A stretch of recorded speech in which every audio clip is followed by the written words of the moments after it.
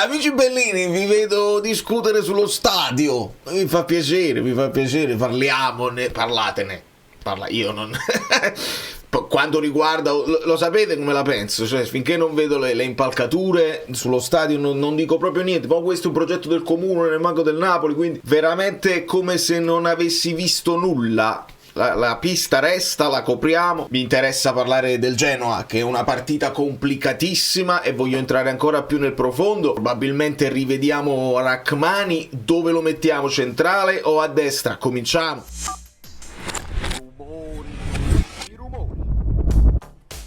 Allora, possiamo effettivamente anche riguardare la partita dell'andata, ma c'era Vieira in panchina e quindi le cose sono cambiate molto. Il video di ieri è andato molto bene, mi fa piacere, c'è un clima sereno, mi fa piacere, e possiamo andare ancora un po' più nel dettaglio con queste novità di formazioni che possiamo aspettarci. A memoria, una sfoglia di cipolla. Voi lasciate il like sulla cipolla, perché si piange quando si piange due volte, quando si taglia la cipolla e quando si va via da Napoli.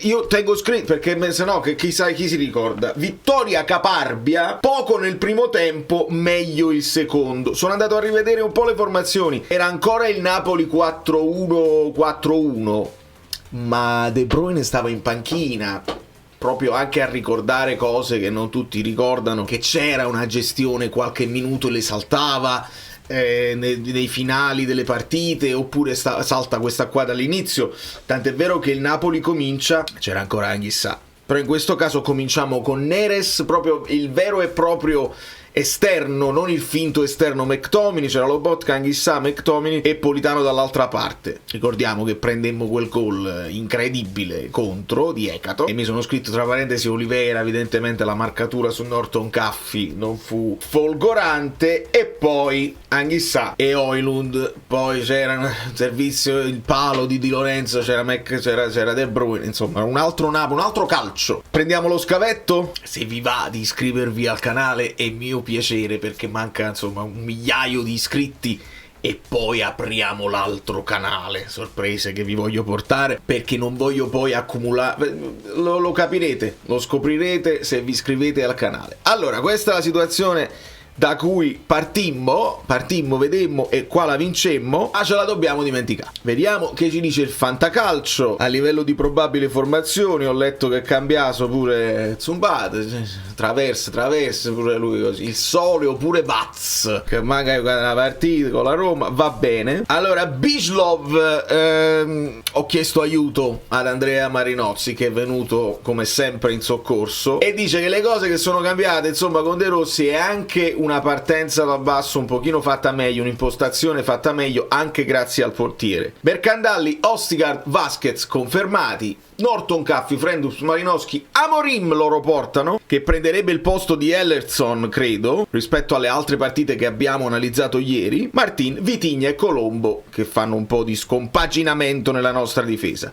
Qua già portano Rachmani e portano Buongiorno centrale, il che ha senso se ragioniamo sui piedi, perché Rachmani col piede destro, il braccetto lo faceva a Verona e non c'è problema. Buongiorno centrale, che potrebbe occuparsi di Colombo, e Juan Jesus rispostato a sinistra. Se vuoi mettere Rachmani al centro perché poi ti guida meglio la difesa, con questi qua devi riadattare Juan Jesus a destra, e non lo so onestamente se poi con un Vitigna brevilineo che gli gira intorno, vediamo. Qui verrebbe confermato Gutierrez a destra, Lobotka, McTominay, Spinazzola, Vergara, Elmas, Højlund, e quindi i nuovi Alisson, Santos e Super Santos, lo vediamo magari nel secondo tempo, con possibilità anche per Giovane, per Lukaku nei minuti finali. E qua riportano un Mazzocchi in possibilità. Ciro Troise ci ha detto del ritorno di Rachmani. Su Politano e Mazzocchi è ancora possibilista, si parla probabilmente della Coppa Italia. Ieri le ha prese Spalletti, le ha prese sulle orecchie, e beh, capita. Facciamo sempre il confronto utilizzando anche Fantalab. Loro portano Ellerson in vantaggio.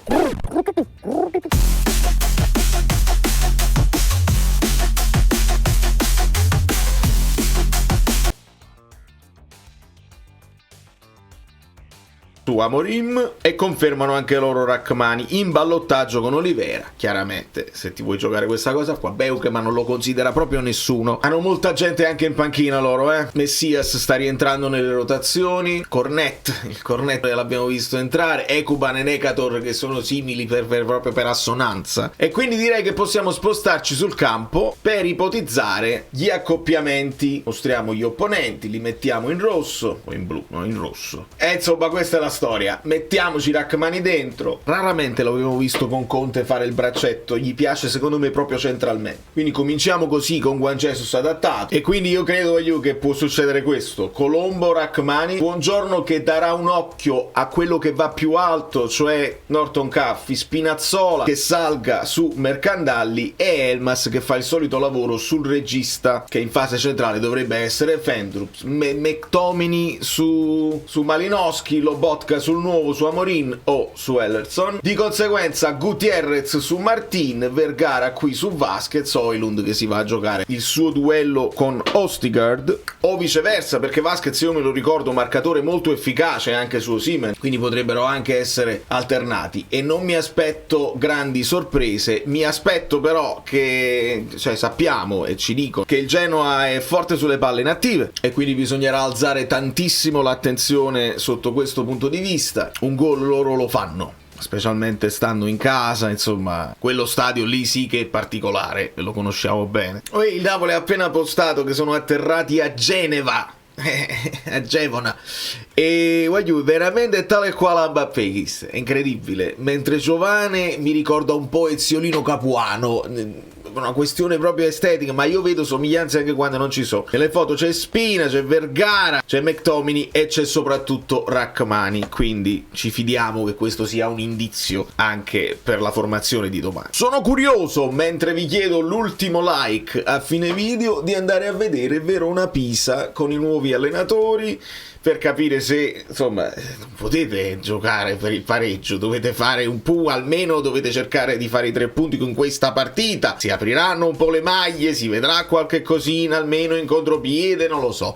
Cerchiamo, speriamo per il bene del calcio, perché poi si dice sempre no, perché sono più forti quelle piccole, non sono, no, le piccole stanno facendo sempre sembra quasi che sai poco. Allora,